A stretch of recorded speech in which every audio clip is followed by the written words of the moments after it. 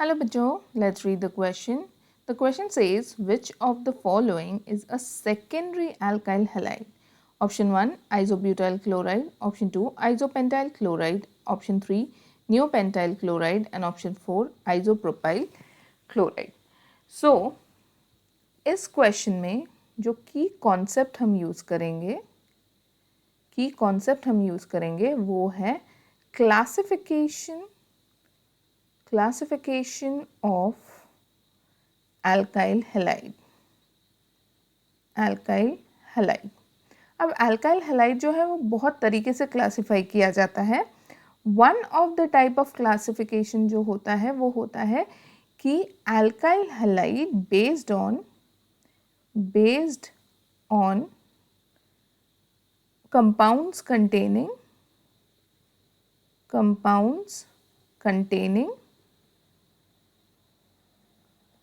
sp3 carbon जिसके साथ halogen लगा हुआ है. तो ये जो कार्बन जिसके साथ हैलोजन लगा हुआ है वो होना चाहिए sp3. सो उस बेसिस पे जो हमारा क्लासिफिकेशन होता है वो होता है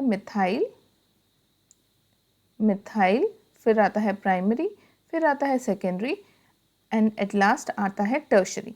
तो अब हम एक एक ऑप्शन लेंगे हमारा और उसके बाद देखेंगे कि इनमें से कौन सा हमारा जो ऑप्शन है वो एक सेकेंडरी एल्काइल हैलाइड है. तो सबसे पहले हमारा फर्स्ट ऑप्शन लेते हैं. फर्स्ट ऑप्शन है हमारा आइसोब्यूटाइल क्लोराइड. सो आइसोब्यूटाइल क्लोराइड कैसे होता है? जैसे कि हमें पता है ब्यूटाइल का मतलब 4 कार्बन है. अब यहाँ एक चीज़ गौर करने वाली है कि आइसोब्यूटाइल क्लोराइड जो होता है वो आयुपैक नेम नहीं है, ये एक कॉमन नेम है. ठीक है. सबसे पहले CH2Cl इसके साथ लग गया. अब आइसो ग्रुप मतलब जिस कार्बन के साथ लगा हुआ है, जो लास्ट वाला कार्बन है उससे पहले वाले कार्बन पे एक CH3 लगा हुआ होगा. ये हो गया मेरा आइसो ग्रुप. CH और यहाँ H3 होगा. अब सबसे पहले हमें ये देखना है कि ये जो क्लोरीन है ये किस कार्बन के साथ लगा हुआ है. तो ये क्लोरीन जो है ये है हमारा फंक्शनल ग्रुप जो लगा हुआ है इस कार्बन के साथ. तो इस कार्बन को हम कहेंगे अल्फा कार्बन. अब ये डिसाइड करने के लिए कि ये वाला जो पूरा हमारा एल्काइल हैलाइड है ये मिथाइल है या प्राइमरी है, सेकेंडरी है, टर्शरी है, हम देखेंगे कि हमारा जो अल्फा कार्बन है वो कितने कार्बन के साथ बॉन्ड बना रहा है. तो यहाँ अगर हम देखें तो हमारा अल्फा कार्बन सिर्फ एक और कार्बन के साथ बॉन्ड बना रहा है.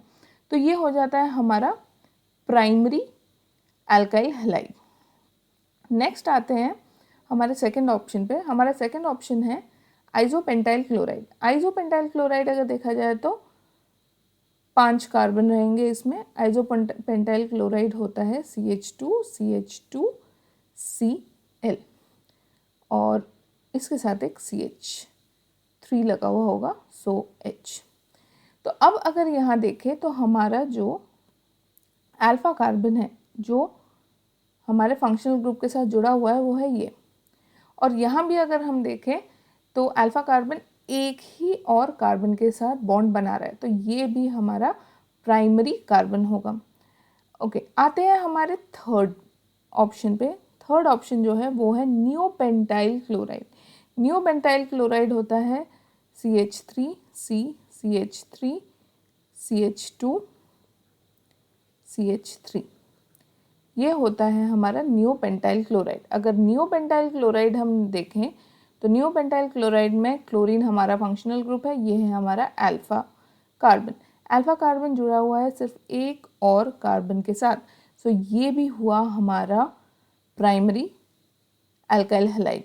एंड एट लास्ट जो हमारा लास्ट ऑप्शन है जो कि है हमारा ऑप्शन 4. ऑप्शन 4 में है आइसोप्रोपाइल क्लोराइड.